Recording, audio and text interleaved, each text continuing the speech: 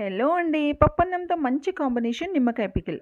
నేనైతే నిమ్మకాయ పికిల్ చేస్తున్నానండి. జస్ట్ 5 నిమ్మకాయలతో. నిమ్మకాయలనైతే నీట్‌గా కడిగి, తుడిచి లోపల సీడ్స్ అన్నీ తీసి ఒక్కో నిమ్మకాయ 8 పీసెస్‌గా కట్ చేసుకున్నాను. కట్ చేసిన నిమ్మకాయ పీసెస్ అన్నీ కూడాను రసం పిండేసుకోవాలి. అదే రసంలో ఈ పిండేసిన తొక్కలు కూడా వేసుకోవాలి. ఇందులోనే కొద్దిగా పసుపు, ఉప్పు కూడా వేసుకోవాలి. ఉప్పు కాస్త ఎక్కువే పడుతుంది.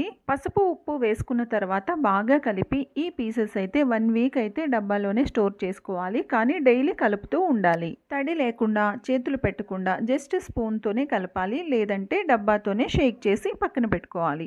1 వీక్ తర్వాత ముక్కలైతే బాగా ఊరి నిమ్మకాయ ముక్కలైతే బాగా మెత్తబడతాయండి. అప్పుడు మనం టేస్ట్కి తగ్గట్టు కారం అయితే వేసుకోవాలి. కారం వేసిన 3 డేస్ తర్వాత పికిల్ అయితే రెడీ అయిపోతుందండి. నచ్చిన వాళ్ళైతే తాలింపు పెట్టుకోవచ్చు ఆయిల్ వేసుకొని. లేదు అంటే ఇలానే తినేయొచ్చు. నా వీడియో నచ్చితే సబ్స్క్రైబ్ చేసుకొని ఒక లైక్ వేసుకోండి.